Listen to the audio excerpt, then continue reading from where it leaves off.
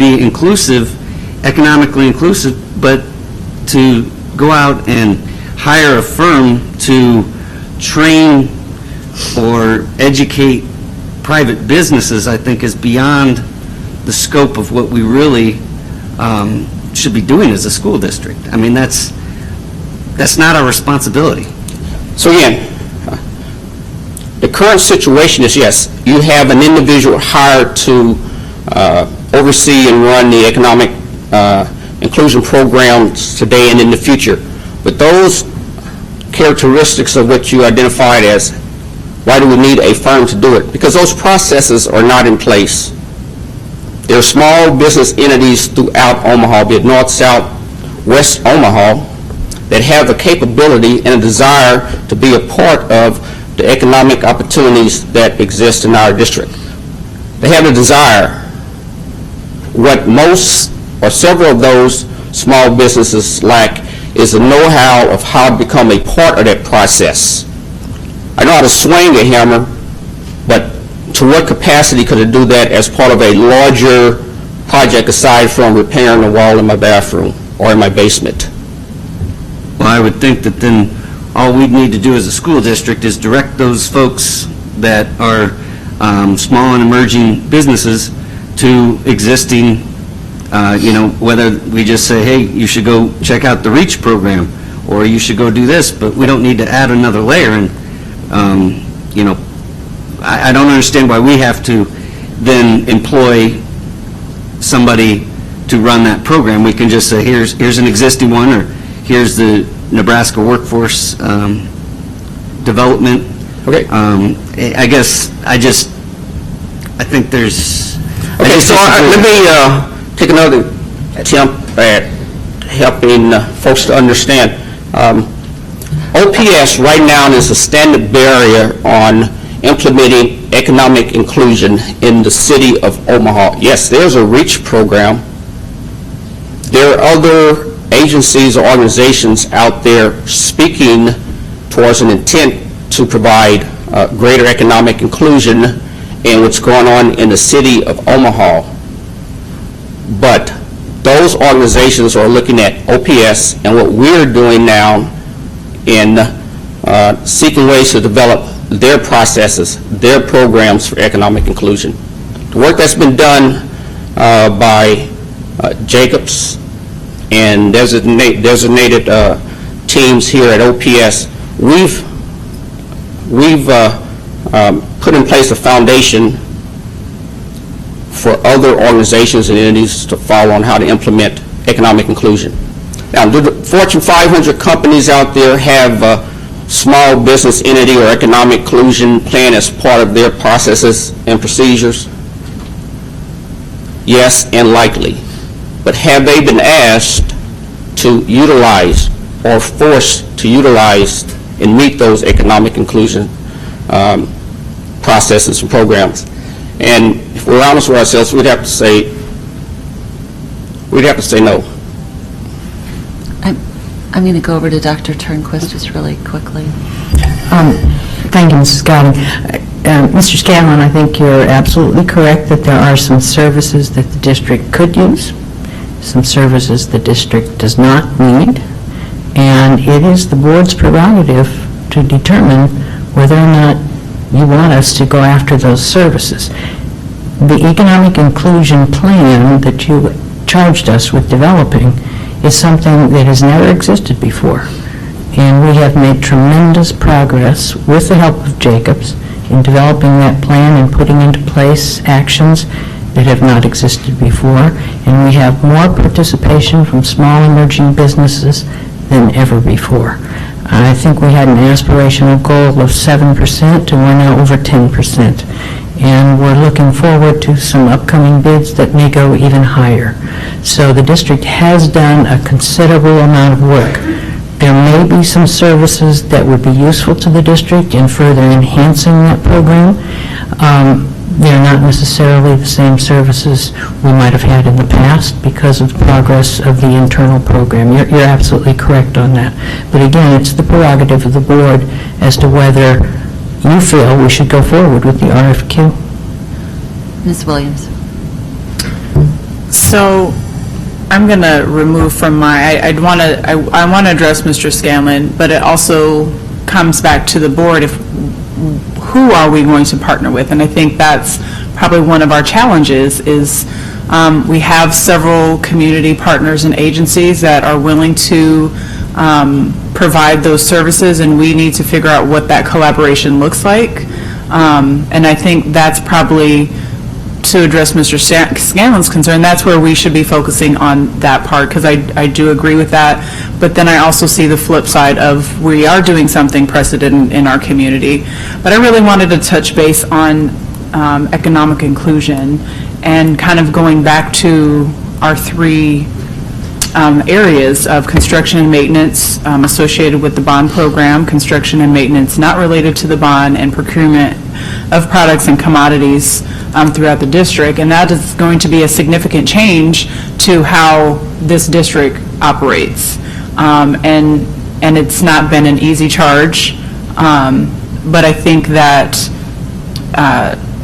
Carlos, you said it, that we're trying to help our community out. You know, we're looking at North and South Omaha, and we're looking at Omaha in general, because poverty isn't just East Omaha. There's pockets of poverty across our city, and how are we going to address our families? Because our students, that we have a very high free and reduced lunch percentages in our district, which directly equates to our families. And this is one way that we can use the work that the work that we currently do, and using the RFQ as a tool to help our families be self-sufficient, self-sustained. And so I think there's some things that I think we really need to maybe, as this is an information item, we have some time to really have some very thoughtful questions and comments, and really thoroughly look through this. It is a long document. I've read about half. I haven't gotten all the way through it. And so I think that's something as a board we really need to look at, and maybe get those questions answered and send those your way, to Dr. Turnquist's way, so we can get some of this resolved. But the essence of this program is truly to look at how we provide resources back into the community that is providing resources for us to educate our students. And so, tough issue for your first time at bat. We needed like a 90-second stretch for that one. But however, you know, that is some things that we as a board need to think about, and we need to look at how are we collaborating with partners, or what do those opportunities look like, whether or not they're on our personal agenda or our affiliation. We really need to step back and look at how do we best serve those folks that we want our community. We want those small and emerging businesses to come and bid on these projects. We want to share the wealth, because at the end of the day, we have students that go to bed hungry, quite frankly, and if this is an opportunity to put more dollars in the pockets of our families to help support our students, I think it's our due diligence to do this work. Yes, there's some tweaks to this. I think we really need to maybe take a pause, really read through this again, and get those questions answered. But this is the heart of what this is, again, and there's tough questions. And I agree that we need to look at those collaborations, and are we truly taking those dollars out of classrooms to help support our community? There's a thin line, and we do, at the end of the day, I haven't said that in a while, at the end of the day, we have to make sure that our students come first. And so if that means that we need to look at this, and we need to make some more tweaks, that's truly what we need to do. But we need to also remember that the point of this is to help our community. Correct. You know, we are not workforce development. That is not our role. But how do we best serve our students by helping with some of these contracts are going to feed and clothe and house some of our very same students. And if we don't keep that at the forefront of what we're doing, we truly have lost sight. And so I really felt that it was important to bring that up. And again, that we all need to maybe take another opportunity to really read through this and really fine line what does this RFQ look like for our SCBs. So thank you for staying strong your first time out. Cool. It's your first, definitely not your last, and you're here to stay, so congratulations. And can I just ask a question as well? Would it be fair to say that this process will evolve? And the reason I ask that is, and I think sitting on the construction manager at risk was very eye-opening for me to see what the large general contractors are doing in our city. And what I heard was, because economic inclusion is now such a conversation that's happening around the community, you really see them doing the work themselves, and to hear what they're doing as far as having workshops, having open houses where they're introducing people to projects that they may be able to bid on, determining whether or not someone might need a bond, determining whether they just want to take on that risk themselves. I even heard one talk about giving the money up front for the purchase of materials when they knew the firm was short on that. So in my mind, what I see happening is an evolution in our community of how the work is being done and the thoughtful conversation that's been happening in a number of organizations. So I guess my question is it fair to say that this will evolve, and a year from now, whatever we do may look entirely different than what we're doing today, because we'll Yes. be to a different place? Mrs. Fay. So, Mr. Scanlon made me think of something that we discussed last time this issue was before us, not presented by you, and thank you for your thorough presentation.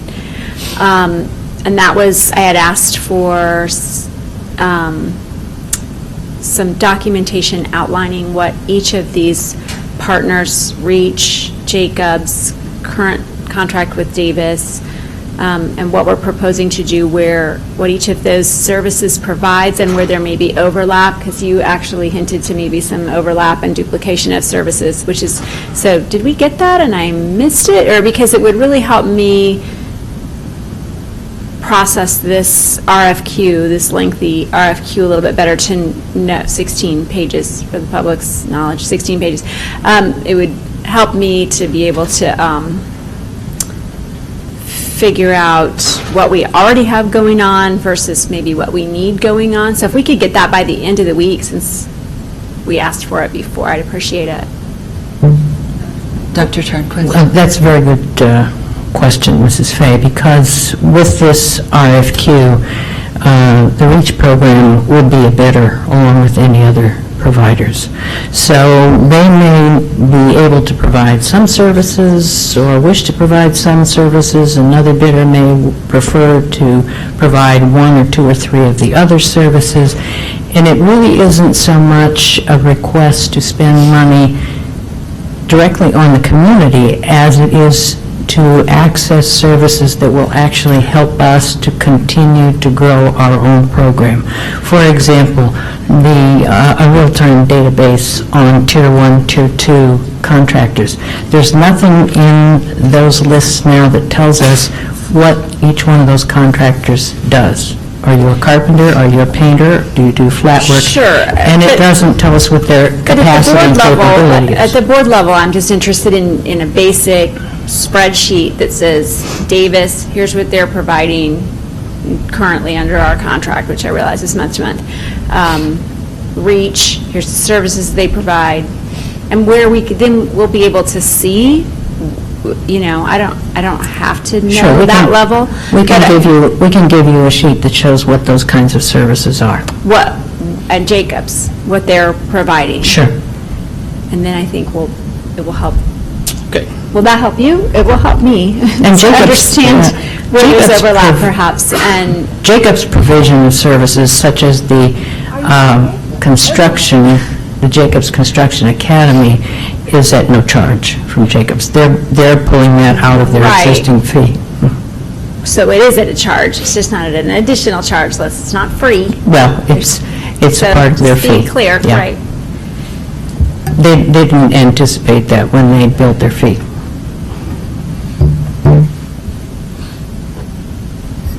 Mr. Wayne. I think the idea of, if the board has stated before that this is a priority, so to to steal one of Ms. Williams' phrases, we should have a board workshop on this, because I don't understand. Because currently, there's a fee being paid to Jacobs, and currently, they have somebody here working on this, so there's a cost to that. How much are we spending how much are we spending right now for that? Because that's eventually going to go away, and that gives us a baseline of what that cost will be going forward. So, does that make sense? Because Leaf's not going to be here for 10 years. So if that's what we continue to do along with our next bond program, there's an internal cost that we're going to have. There's an internal cost to your position, and what does that mean? And there's a cost right now to the Davis contract, and what does that mean? So I do think numbers matter.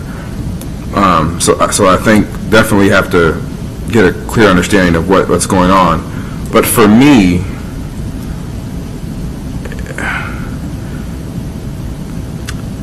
I've never seen an RFQ for these services that unbundle all the services from a professional standpoint, whether it's St. Louis, whether it's Kansas City, whether it's Chicago. And one of my good friends is a bond counsel for many of these different places who have similar programs, and I've never seen unbundling primarily because it's around data, but primarily because then you become a manager of consultants, which I don't know, maybe that was the role, but I don't remember that being the role.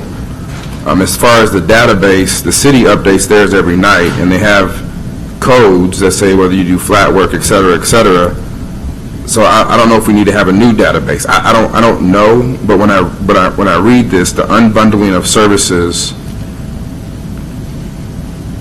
you have to show me where that's been successful, because I haven't seen where that motto has been successful at creating, unless you know one off the top of your hand. Because we're basing an RFQ, but I would like it to be supported across the country with data-driven that has actually worked, and I haven't seen that motto be successful, and it could be. I just haven't seen it. So for me to be supportive of it, I have to understand that. I'm not saying we can't work with any different industries if they have their own part, but when I see overall who's doing or what entity is going to do our social and economic inclusion, I just haven't seen other government agencies or government entities parse it out or have it unbundled, because it's about accountability. But I agree with Mr. Scanlon. This goes back to a November conversation we had a year ago when Mr. Snow was talking about plan, guidelines, and scopes. And I know we were trying to, as Mr. Evans always says, build the plan as it's going down the runway. But now it's time for us to step back and say, if this is a board priority, what do those scopes look like? What are we really trying to accomplish? And maybe it's not a formal relationship where we're actually giving dollars.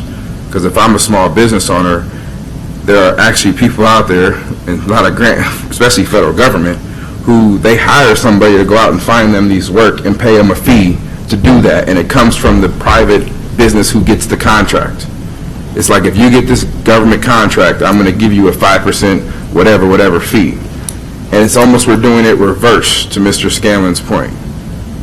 I don't know people who do it that way, but if those entities in the private sector can provide those services, they should be able to market those services to those individual businesses to help them get whatever they need to do to get that. So those are my two biggest concerns, but I think it's a good idea to put this on hold until the information Mrs. Fay asked for, and that we have a clear understanding of what we're doing, because I think it's important. I just want to make sure we do it the right way. Okay, so we'll get some information, and Dr. Turnquist, are you Yes. clear on? Yes, I am. And I think Mr. Wayne is absolutely correct in his analysis. And you're correct also that GLETHA will go away. And part of GLETHA's job is to make certain that Carlos is trained to be the new GLETHA. So you're correct on that also. That should not be an ongoing cost. And Mr. Scanlon is correct also. If the board does not see this as a priority, we're prepared to carry the economic inclusion program that this board charged us to develop forward very successfully on our own. Okay. thank you very much for your presentation, and thank you for being here, and welcome to the district, and thanks Okay. for the stretch, and I wish you would have given us the score, but I Thank you very much for the accept that. opportunity. All right. So with that, we're going to move on to action items, and I'm actually going to move J2B first because we have someone here who's very interested in this topic. So this afternoon, Mr. Scanlon had called me to share that there was a bit of a change in the neighborhood, and so I just wanted, not that we're wanting to hold this up, but I wanted him to share with the whole board some of your concerns or comments. Well, obviously, everybody knows my kids go to Crestridge, so I get firsthand input from Crestridge parents and my wife. And unbeknownst to Crestridge and the school district, with the parking and everything, the traffic flow through Crestridge Elementary, they have a one-way street that is, during school hours, the city had allowed it to be one-way to help the flow of traffic. Well, by the time school started today and the time school got out, City of Omaha put up no parking signs on one side of the street. So that has kind of changed the traffic flow. It used to be that parents could come down on both sides of the street and park, get out, and, kindergartners aren't allowed to be released just to run to a car. They have to see the mom or the parent picking them up. And so now this has parents parking, blocks away, walking up to get their students, so it's slowing things down.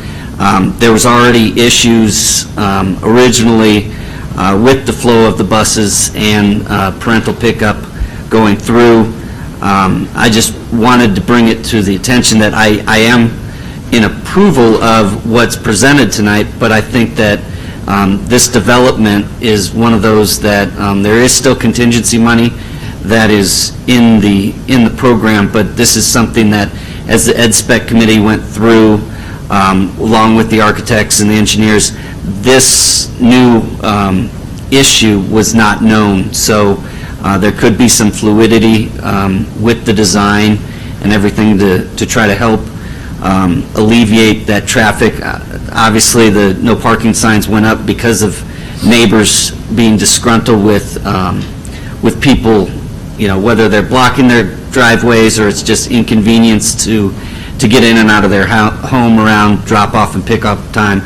But there is, the basis of this plan, with the knowledge that we knew of at the time, has kind of changed. But I don't want to hold up the project in moving forward. But I'd just like the board to can take that into consideration moving forward. That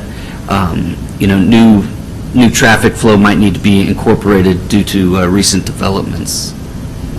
So I see Mr. Summers in the audience, and he's taking notes, and he's got it, so, Mr. Wayne.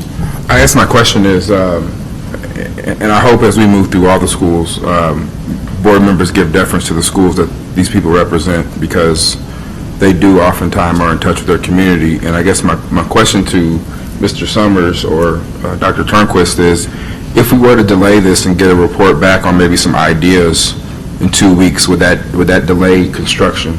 It would? That's what I wanted to know. Well, can we still have an update next meeting? If there are some proposed changes, just so his community in the area he represents is aware that we're having ongoing discussions at the board level and that bond dollars are being listened to as far as when changes arise. I just think it's critical as we go through schools and approve updates and designs that we as a board listen closely to the people who represent that area and make sure we're providing feedback to those individuals. I was thinking that what you said was not to delay the vote on this, but just to acknowledge with the vote that there will be maybe a change in the traffic. Is that? Yes, that what you were just saying? that that's just one minor part of the whole project altogether with the renovation and everything. And I don't want the public or the board to think as we, this new development and we're to come back, or the district were to come back and say, we need to do this to Crestridge, you know, even though we've already approved this plan, and this is why, I just thought that if we do know of developments that might cause some shifts after we approve the schematic designs and everything and the concepts, that, you know, we're not caught off guard. And just let me clarify, I don't necessarily mean a presentation back to the board of drawings and things like that, but I think if somebody can send an update to the board in which, when things like this arise, because now all the time are they just going to contact Mr. Scanlon? You could be at a Burke football game and somebody can walk up to you, and at least we all have the same information that they're looking at it here, they're looking at 4 or 5 options, we got a report on it, so at least everybody's comfortable when these situations arise. That's all I was trying to say. Mr. Summers, does that work for you? Yep, okay, great. So is there a motion for the approval of the schematic design at Crestridge Elementary? So moved. Motion by Mr. Wayne, is there a Second. second? Second by Mr. Scanlon. Any other questions or comments? Hearing none, roll call, please. America. Aye. Scanlon. Aye. Snow. Aye. Underwood. Aye. Vargas. Aye. Wayne. Aye. Williams. Aye. Fay. Aye. Godin. Aye. 9-0. Motion carries.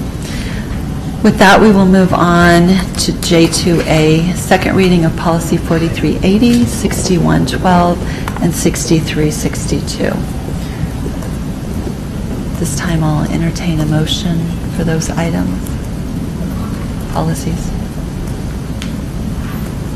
I move to approve the second reading of policy 4380, 6112, and 6362. Is there a second? Second. Second by Ms. Williams, motion by Mr. Scanlon. Does anyone have any questions or comments about any of these policies?